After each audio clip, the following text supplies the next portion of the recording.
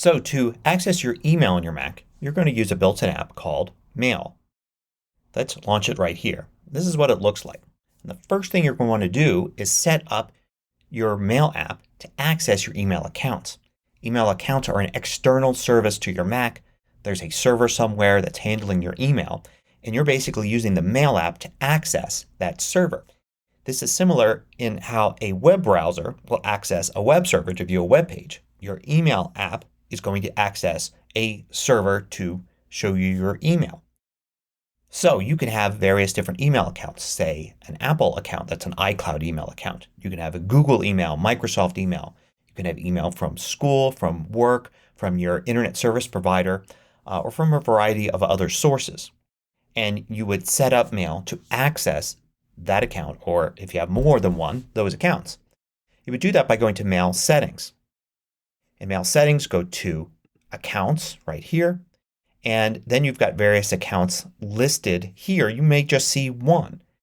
iCloud, if you're signed into your Apple ID, will automatically be here. It'll configure your email app to get your iCloud email. You don't have to do anything special and add it here. But you can if you want. You can click the plus button and add any kind of account you want, including an iCloud account, Microsoft, Google, Yahoo, AOL, or anything else. If you use this, it's basically going to have you manually enter in all of the information for that email account. Any service like an internet service provider or company or school is going to provide you with a set of instructions on how to set up your email account on your client here, your client app. And usually they'll say to do it on Windows, do this, to do it on Mac, do this, to do it on your phone, do this. So you follow the instructions for Mac and it'll usually tell you things like, put this for your email address, this for your password, that kind of thing. So you go through these steps to set it up. If you're doing something like setting up one of these other accounts, then it's going to do something different. For instance, for Google, it's actually going to take you to a web page and then have you sign in. And it's going to basically authenticate you like that and then send that back to the Mail app where you'll have your account now set up. So you set up your various accounts and you can have more than one. It's perfectly normal. I have 2 enabled here and I've got some others that actually are not enabled since this is my demo account. So we can ignore these 3 here and let's say I have these 2 accounts set up. And now I will get all incoming email for those accounts and I'll be able to read them. This is a typical Mail window. This is what it looks like. You have a sidebar here on the left that shows your accounts. You can see there's iCloud, there's Google. These mailboxes are kind of like folders in the email service. So it's on the server. This is just reflecting what I have in iCloud. This is reflecting what I have in Google. And I can select, say, the inbox for iCloud there and the inbox for Google here. But I also can go here to the top and under Favorites I have iCloud and Google as well, and then all inboxes, which shows me a combination of the 2, which is typically what you would look at to see your incoming email. Favorites works just like in the favorites in the Finder sidebar. So you could drag something else up there. If I wanted to see, say, a special folder like Archive up here, I could drag it if I want to. So you can read your email. It comes in here. Here's a list of your new email messages. You click to select and it shows you the message on the right and you can read it. When you're done reading email, you can do many things with it. Most email accounts include an archive folder or mailbox here. There's archive for iCloud. Here's archive for Google. So you could simply read a message and when you're done with it, you can click here for the archive button. You can also go to Message Archive. There's a keyboard shortcut and then it will save it to the archive folder. If you don't want to spend any time organizing further, then you don't need to. You could just put all of your read email into archive and leave your inbox as clean as you can. If you want, you can create folders like this is a receipts folder that you could create for keeping important emails that are receipts for things. You don't have to organize this way, but some people like doing it. You can create a new mailbox by going to Mailbox and then New Mailbox, and it's going to ask you where you want to put that mailbox, under iCloud, under Google, or in a place called On My Mac, which would be a local mailbox. So anytime you move something to an On My Mac mailbox, it's removing it from the server, saving it to your local Mac. Not a good idea today because we commonly access our email on various devices like maybe our iPhones and iPads as well as our Macs. And having the message move to a mailbox just on the Mac means it won't be available anywhere else. It's just on that Mac.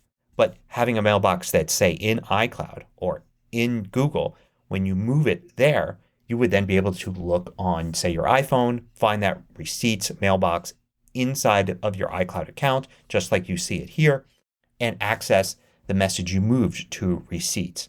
So you can create various mailboxes here inside of the different accounts if you like to organize things, or just use archive. Of course, you can also just select an email message and press the delete button or use this button right here and it will send it to the trash where it will eventually be deleted. To compose a new message you could use this button right here or do File, New Message. And then you type something for the to field. You don't have to type the email address if the name is in your contacts. So for instance, I'll start typing the name of somebody and it comes up with the contact. I can select either one of these two. I'll select this one. You can also click here and then access your contacts directly. And let's select somebody else like that. I can select their email address right there. You type a subject here and then you type your message here. If you want to customize the message, you can use these tools up here. If you don't see these tools, there's this button, hides and reveals them. So you can select something, make it bold, or select all of it and make it a larger size. Keep in mind that what the other person sees depends on their email client. Phones, for instance, very narrow screens and don't have usually as many options as desktop email apps, and they may set things up to actually have their fonts look bigger or be plain text or whatever. So use styling sparingly, knowing that the person on the other end kind of has ultimate control to how things look anyway. And then you can send the message using this button here. You can also add a signature. Signatures are something that would appear at the bottom and they do so automatically. You can access signatures in Mail Settings or you can just go right here and go to Edit Signatures. You can create one with a plus button like this. Let's add one called Basic. And I'll just type my name here. In this area is just where you have things. Let's do that. And let's put a little line, some dashes right there. Let's get this right. And that's now my basic signature. Now to actually use that, you have to drag these signatures from all signatures, which is what's selected here, into each account. So if I'm going to use this basic signature in both iCloud and with my Google account, I would drag it in both places.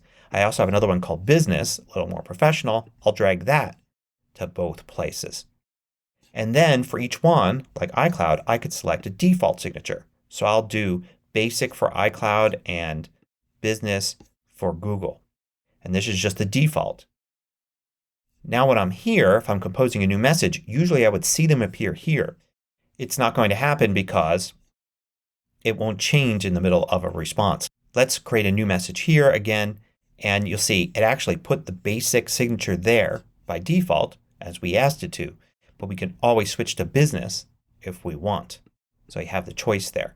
And then this is just text, so you could, edit this however you want after it's been inserted. Now in addition to composing a new message, you can also respond to a message. So I can click here when I'm viewing a message and it will quote the message underneath, put my signature, and allow me to type what my response is. It automatically fills in the to with the person that had emailed me. It automatically puts the subject there, the same subject with RE, meaning response, right there. So everything's ready to go and you can quickly just type a response and then send it. There are a variety of other settings that you can use to customize things. For instance, you can change how things look, how things are displayed here. If you want a larger font, you can edit that there. For viewing, you could change how things look here. For instance, the preview is 2 lines. I can make that 3 lines there if I wanted to, and various other things you can look through. Composing various things here like how message is quoted, quote the text of the original message or not, that kind of thing. And you can go through these and set these up as you like. One thing I recommend you don't use is junk mail. Under junk mail here you may say, yeah, I want to enable junk mail filtering. But this is kind of a relic This goes back to the days when email servers didn't do much junk mail filtering. So filtering it here on your Mac was an alternative. But today we don't just get email on our Mac. We get it on our phones, maybe other devices as well.